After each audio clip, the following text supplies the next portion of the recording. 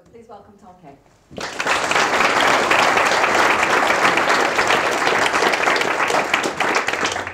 Morning everybody. Don't worry, there's not really embarrassing sort of stand-up things in this talk, so you can relax. And I just want to say thanks a lot for Matt and the team for having me and putting on this event. It's great to have everyone to Cornwall, if you come from wherever or you're from Cornwall, and be at this beautiful location. Can't be a better sort of setting to talk about all the things that have been discussed yesterday and probably talk about today. So thanks for having me. I think Matt and the guys wanted to sort of get me up to talk about how sort of I grew from the stair and how it started and really how it's got sustainability at its heart.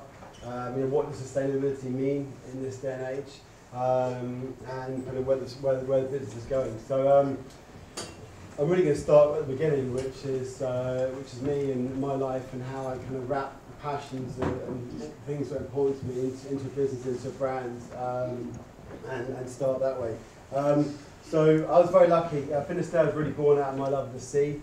I was very lucky that when I was growing up, my mum and dad talking to each other. I obviously don't remember this because I'm very small, but they were talking to us saying how they wanted to bring the kids up, my sister and I, and they said that one of the things they wanted to instill in us was a love of the sea.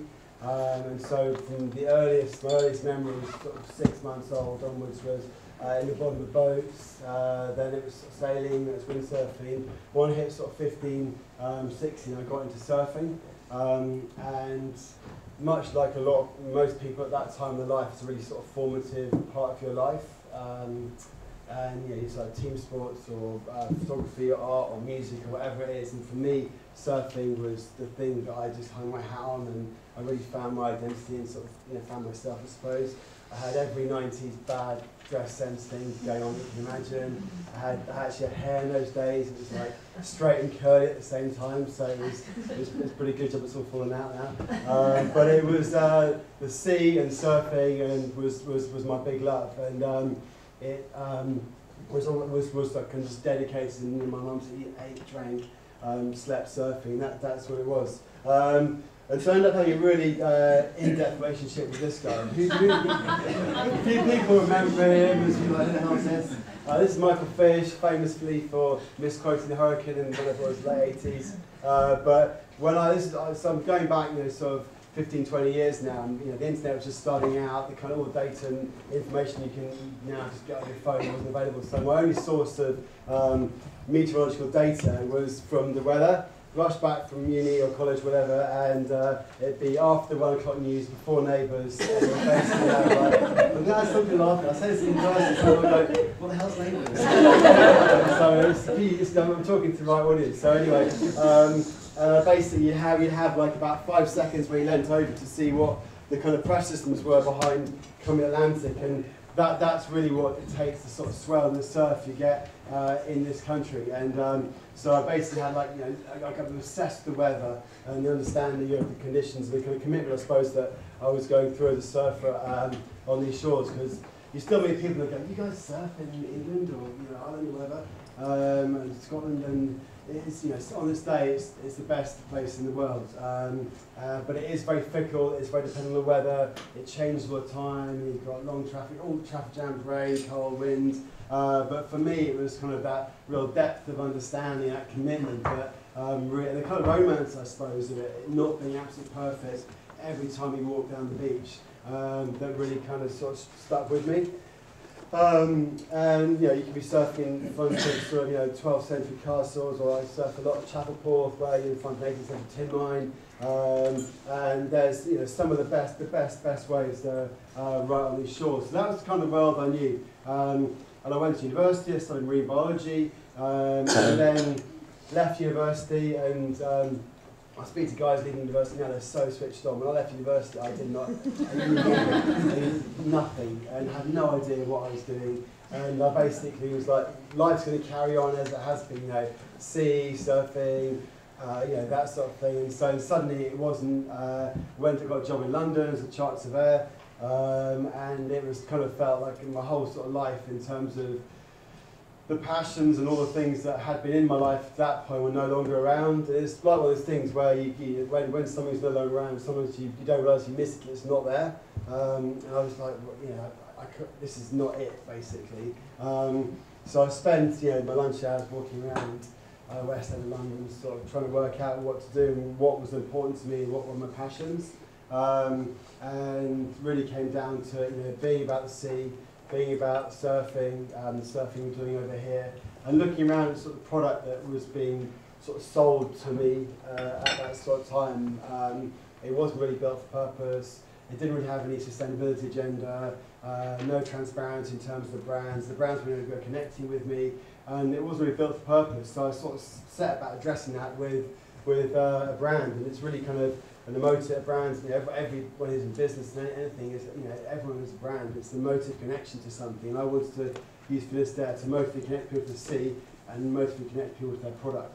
And the name Finisterre, who listens to Shipping Forecast here? Anybody? Oh yes, it's always a few people, thank you. And it's the thing, a bit of homework for you guys is to go and listen to it. It's on Radio 4, BBC Radio 4, normally twice a day. And it's people has a really interesting relationship with this. It's a very British sort of old school broadcast of it. And it's been going for years, and it covers all the sea areas around the British Isles. And they've all got these really kind of slightly romantic, poetic names you probably won't have heard of, like Lundy, Fastnet, Shannon, Sol, and it's for trawler fleets or sailors or whatever, people out at sea, and it gives the forecast for the areas. And I used to listen to this driving around my mum and dad's car, and I can remember sort of it being a really sort of safe car, and you'd be hearing that, Storm Force 10, whatever, out in Rockall, and imagining like these tiny little boats and these people and these huge seas. Maybe huddled around the ship's table, listening to forecasts and trying to kind of work out which way to get away from the storm. And I really sort of understood the forecast, because it'll say things like sea state rough later doesn't mean like sometime later. It actually means like later means like 6 to 12 hours. Soon means under 6 hours. And so I really understood it. Really kind of, and interesting. It is people listen to it who have never been near a boat or the sea in their life. And there's a really kind of romantic, very soothing way that it's read. But it is also there to save lives at sea. So it's a really interesting thing. We've got this romantic thing on one side and a very kind of real need for its existence on the other. And so for me, it was a very important part of this. Finisterre was one of the sea areas. It means land's end, end of the earth. And for me, the brand sort of represents, I think, that romance, and also that that we are doing some really real stuff with regards to innovation and sustainability. And so Finisterre was the brand name. I started it just myself, and I decided to make a fleece that you put on when you get out of the sea in a cold day, and really built for purpose. It was kind of, I wasn't a businessman, I wasn't a designer, so it wasn't the best looking product. I still see it around today, which I'm kind of, oh my god, it's moved on since then. I'm also very proud that it's still around 15 years later. But people, because of the story behind the brand, the need for the product, people sort of started to kind of understand what we're talking about. And it was a 3-page website. It's a flat above the surf shop in Snagness. And if you look there, you can still see the old sticker on the window. And it was a guy from Devon dropping like 50 fleeces down at a time in the back of his really dodgy 80s Vauxhall car. And then I'd take out 50. I was doing part-time jobs at the same time. 3-page website. And I was saying to the students out there, it's like, you had to get housemates off the phone to get on the internet. Just looking at the phone, doing just on that stuff all the time, as people are now. And I said, yeah, that's how it was back then. And there was a 3-page website. The website you can look at actually takes up like about 25% of the screen. That's how it started out. And I suppose what I'm kind of proud of today is that we had I sort of set the vision out with regards to what the brand was going to do, and the first bit of copy that I ever wrote on our first ever homepage is very much still what is existence in the business today. And I suppose the kind of having a kind of vision is a good thing, and then actually making it happen is the hard bit. And it's taken sort of 15 years to kind of get to where we are, and I think I often talk about it and say that we've had speed bumps, lots of different curveballs along the way. It's been a really tough journey actually, but we kind of committed to that original vision since the start. And I often say we're like a 15-year-old human. The first like 6 years, I was like, no idea what we're doing. And then the middle bit, probably did some things we shouldn't have done, like poked a few bears and a bit disruptive. And then got ourselves in a bit of trouble. And then we had, just now it feels like we really kind of understand who we are as a business and the brand and why we're here and what we're here to do. Moved up to Will Kitty Workshops, where we are now, in St Agnes, and sort of assembled a team. And again, this is sort of where the sort of point of the story, where it goes from sort of an idea and a sort of hopefully like a beautiful view on what a brand could be, into actually making it a business reality with sustainability at its heart, and actually having to make products and sell product that really represents the brand and really kind of is doing what we're doing, because suddenly you've got 6 people there. 2 dogs, and you've got to, you've got bills to pay and that sort of thing. So it was really about building a really good team that were, similarly, passionate, convicted, and there's a lot of blind optimism and sort of real kind of belief that we can make this thing happen. I don't know if you guys are really in business and stuff, and it's we're now 65 people as a business. We've got 7 stores. There's like 45 people at Will Kitty now, so there's quite a lot of people there. And then looking back at this picture, the 6 of us, and you're going to really enjoy those early years. And there's all kinds of, every stage you go through has different stresses and strains and different sort of things that are good and bad about each stage. But you've really got to make sure you enjoy those for what they are. Back then we had furniture from the postman's mum had died. We had, it was a different sort of place.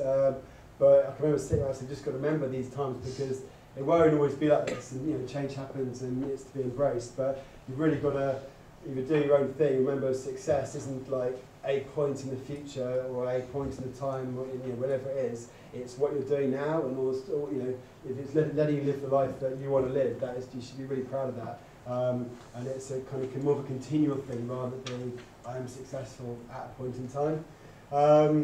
But so we start the team out, we expand the range, we start to kind of really sort of put the brand essence into the product and innovate around sustainability.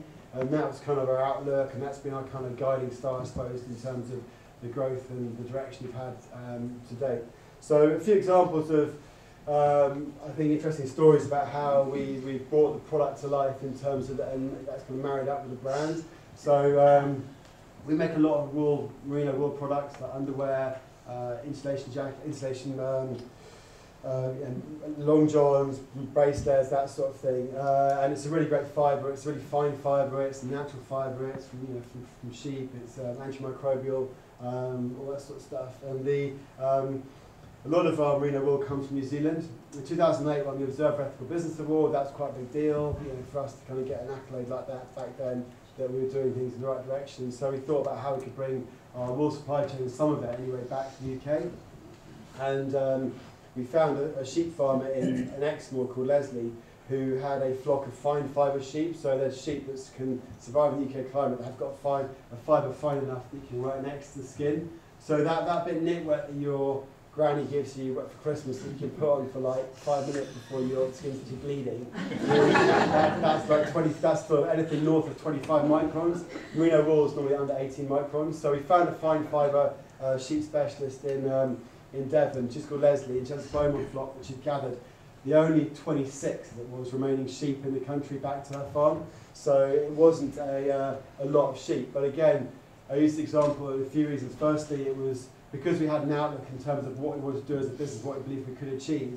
For 5 years, she sort of grew the flock out, and we sheared and stored the wool. Didn't make a product for 5 years. And I don't know there's many businesses that would do that, but because we believed in the ultimate outcome, and we believed in Leslie in terms of the relationship and what we could do, it was a really great story. And she loves the sheep more than you believe. You're thinking, I just want to love the sheep a lot, think even more than that. She really loves them. We got there quite a lot. There's now 350 sheep. We make bowman bits of knitwear that sell out quite quickly, and it's a really beautiful story. It's a great relationship, it's a great product, it's a great sustainability message. because we resurrect 100% British supply chain at the same time. And then one of the unknowns in terms of if you've got your kind of brand, vision or purpose or whatever it is sort of set out, then you know jumping opportunities really open them up for yourself, like this one. Then because then Prince Charles phoned up. Well, he probably didn't actually phone up, but he spoke. His people got in touch with Leslie, and he is a patron for Campaign for Wool, which is promoting wool as a great fibre. And twice in the last sort of 5 or 7 years, he has put turf on Savile Row, which is the most famous tailoring street in the world pretty much, and asked 2 flocks of sheep to go up to Savile Row. One of them was the Beaumont flock. So I went up with Leslie, and it's pretty hectic because you're taking livestock. Probably no one has done this, but maybe I'm wrong. Taking livestock in the centre of London doesn't just turn up with sheep and out you get. You have to get all these health and safety passes and animal movement anyway. So we did all that stuff, and then we sat there with these 2 flocks of sheep fenced in on Savile Row. I got my John Deere boiler suit on, a bit of a closet farmer, and we sat there just chatting to all these people and going, what the hell have you done to our street? But it was I was really proud day, and one that you just was unpredictable in terms of I had no idea that was going to happen. So yeah, that's the Beaumont project that we've been working on for over 10 years now.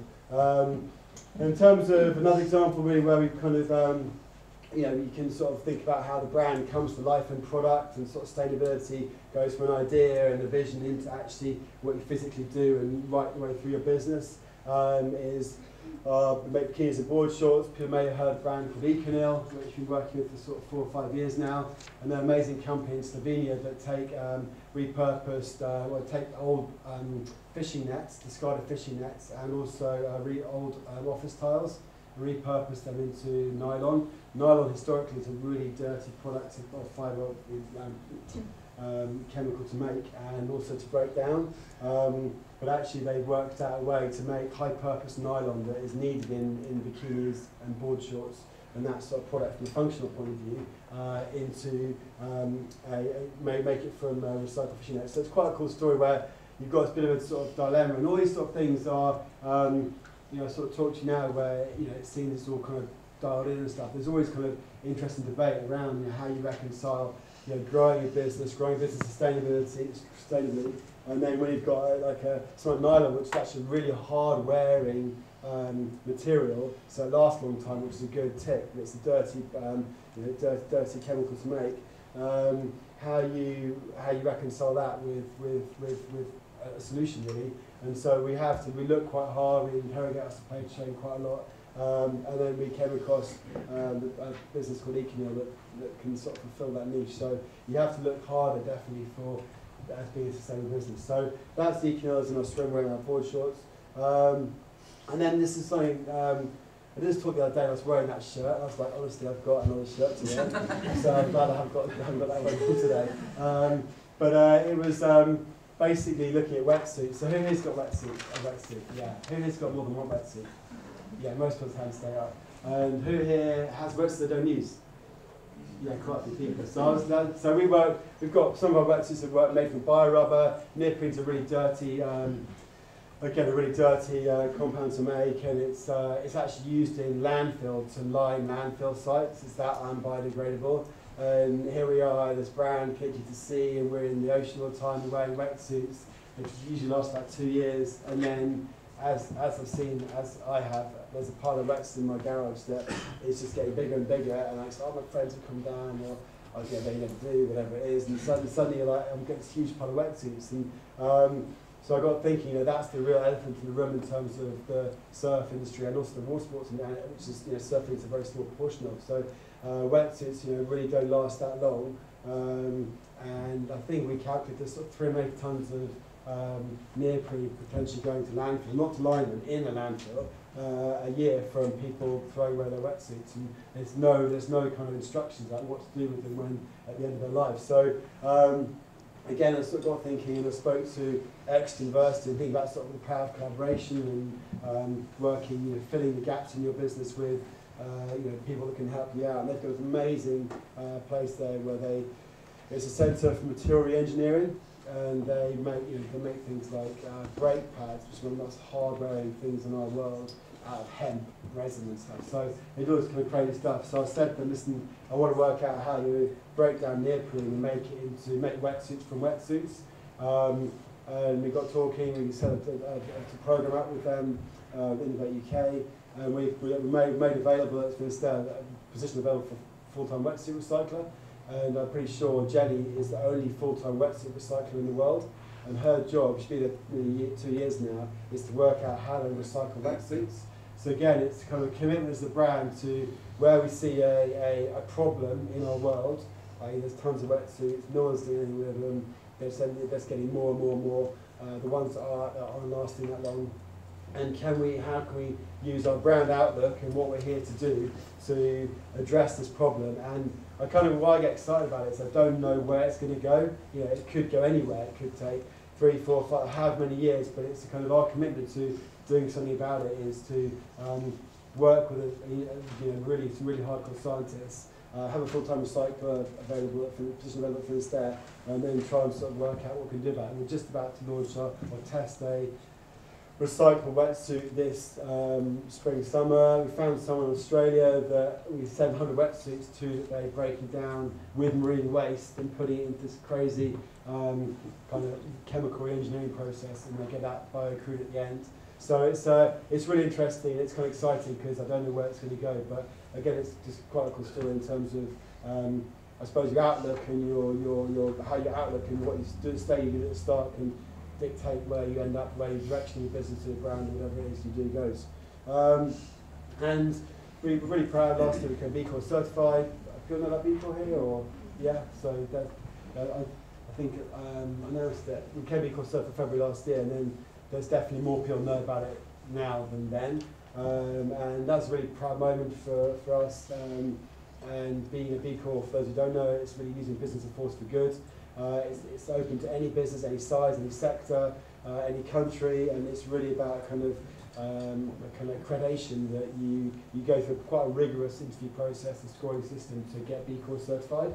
And it covers all areas of business and just supply chain, customers, employees, culture, products, everything. It covers the whole of your business, and then you get a score. And then you get above 80, you become B Corp certified. You have to recertify every 3 years now. And it's a really great kind of B Corp community with people that are in business that want to do business the right way and believe business has a role to play in solving some of the problems that are out there in the world today. And you don't know about it, I really encourage you to look at it. And if you've got any questions, you can ask Matt and I. But it's a really interesting thing. It's kind of the way things are going. It's the sort of future of how businesses should be run, in my opinion. And the scoring is 80, and you can see above 80 you become B Corp certified. We just got just above 80, so you can see all the scores on their website. So it's not saying, and all the stuff I'm talking about today, I'm not saying that we've got all the answers, we've nailed it, and we're perfect, because this is really the start. Because in the next year and a half we recertify, and then we improve our score, and it kind of keeps on a real track in terms of what we're here to do in business and in terms of the future of Finisterre, and really kind of helping us grow and become better at what we do through everything we do. So it was a really proud moment, and I think it's, for me, the biggest thing is the fact that you have to alter your article association. So if you're a company, you have article association or limited company, and they would normally say, as a director, I have a duty to maximise stakeholder return, full stop. And the kind of criticism of the capitalist system is that businesses, and there's loads of them, have taken that left the law to the detriment of society, culture, community, the environment, that sort of thing. So our Articles Association now have a legal commitment as directors to ultimately trim bottom line and to legal responsibility to our community, our employees, the environment, and our suppliers. So it's kind of legally binding, and for me that kind of gives it some real clout. Sustainability is a word, it's everywhere now, and I think there has to be some kind of sort of real sort of clout and sort of strength to the things that people are signing up to, and you can put that on the front of a the swing tag or the front of the store, and it's been great internally for our guys we work with, and externally to our community, knowing that we have this stamp that's been rigorously approved and we're legally committed to running our business in this way. So I'd encourage you to look at it. It's really interesting. It's a really growing movement. And so that's really the end of my talk. I just sort of finished by saying I think our purpose is about it's about the connection to sea. And who went to sea this morning? How did you feel when they came out? Excellent, yeah. Excellent. Better than when you went in? Yeah, so for me that was kind of what I was sort of really finished there, was sort of just studying about this kind of relationship that I have with the sea. And for me it was all about, whenever I came out of the sea I kind of felt this sort of real rousing of my human spirit. And so our kind of purpose is to rouse the human spirit for a deeper connection to the sea. And that's, our product is sort of built to inspire and enable it. And I suppose my personal purpose is also is quite aligned in terms of I'm really lucky to have a really deep, really close connection to the sea. I held with the Snags lifeboat, been with lifeboat crew for 15 years. I'm in the sea a lot. I take my surfing quite a lot. I'm teaching to surf as I used to be a surf instructor. I really enjoy doing it. And one of the kind of, I suppose the good thing about introducing people to the sea, it can happen any time. I was in a talk last night from a girl who rowed across the Atlantic, and she only discovered the sea at 35, and now she's rowing across the Pacific in about 2 years' time, and it's fundamentally changed her life. And for me, kind of the best example of this was connecting people to the sea and kind of the effect that it can have on them. Is one of the girls I work with, Claire, she does merchandising, she makes our stores look really beautiful, and she has got a son, Harry, and she's like coming down, she's like, oh, can you take him in the sea? I was like, yeah, they'll come until Saturday morning, go up the phone, he's out of the garage, and go down, and then I'm going in, I've got my own son on my shoulders, who's 3, and he doesn't want to be left on the beach, doesn't want to be in the water, so he's like there, like, I'm sort of struggling around in my water, and Harry's on the phone, and I'm pulling him in, and he's getting a few waves, and he's standing up, and you can pretty much be standing up in an hour and a half. Anybody, I've had 2-year-olds standing up, and then he had a good time, didn't think any of it, and then she lives in Hammersmith, about 3 weeks later, she'd gone to the August Bank Holiday weekend, gone to Devon, in the middle of Devon, and she's like, Tom, I was like, yeah, how's it going? I said, yeah, you wouldn't believe it, Harry's not fucking stopped talking about surfing, about going to sea, about moving to Cornwall, he's just like, this is my case the whole time, we're in the middle of Devon, where's the nearest surf? I'm like, well, look, it's like, it's Bantham or it's Croyd, and it's, I looked at the forecast, it wasn't great, I'd probably go to Croyd, and it's like, but that's August Bank Holiday, it's probably like a 3-hour journey. So she's like, yeah, cheers, Tom. But anyway, got in the car with her 8-year-old and drove to Croyd, and it's I suppose a pleasure it gives me thinking that's kind of affects his life, and I think for me, but the sustainability kind of comes down to my relationship with the sea, and that kind of it sustains me in terms of the energy I get from it when I come out of it, I've been in it. And sometimes it spits me out, and then in terms of now I'm back on land, in terms of what I should be doing in terms of my guardianship and protection of the sea, making sure that maybe I'm more of a kind of aware of my place in the world, be it ethical consumption, be it eating less meat, whatever it is, and making sure that there's that kind of two-way relationship. And I just encourage you guys all down here, you will love the sea, because if you haven't been in it today, you need love being near it, and then encourage you to kind of really go out and share that connection and share that influence that you have on people about the importance of it. And it's a really powerful thing to do, and I really encourage you to go out and do it. So thank you very much.